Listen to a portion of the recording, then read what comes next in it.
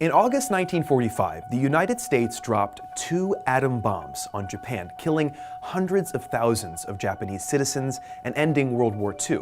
But despite this devastating attack, less than a century later, Japan and the United States have become close political and social allies. In 2011, 85% of Japanese people polled viewed the US favorably. So why doesn't Japan hate the US?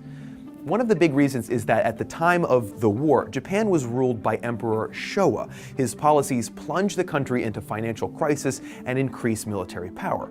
During the Second Sino-Japanese War and World War II, he authorized war crimes and ordered Japanese civilians to commit suicide instead of being captured. This made him a feared and unlikable figure in Japanese history.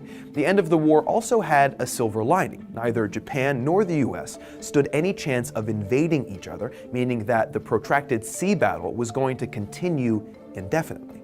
On top of that, the USSR had also just joined the war against Japan.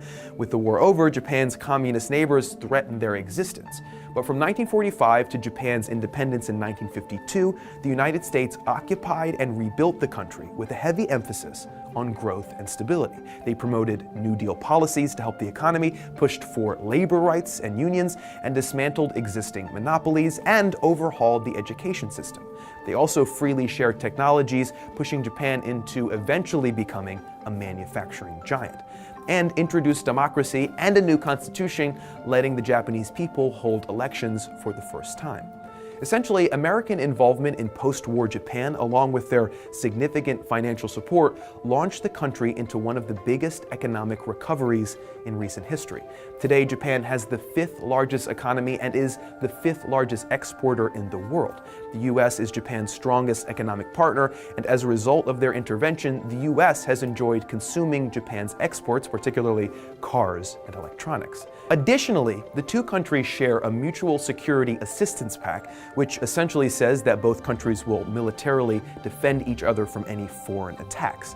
These efforts, in addition to lessen tensions as subsequent generations have shifted their priorities, has led to a close and complementary relationship between the two countries. While the United States and Japan maintain a strong relationship today, China is another story. To learn about the dark and violent past between the two Asian nations, check out our video here.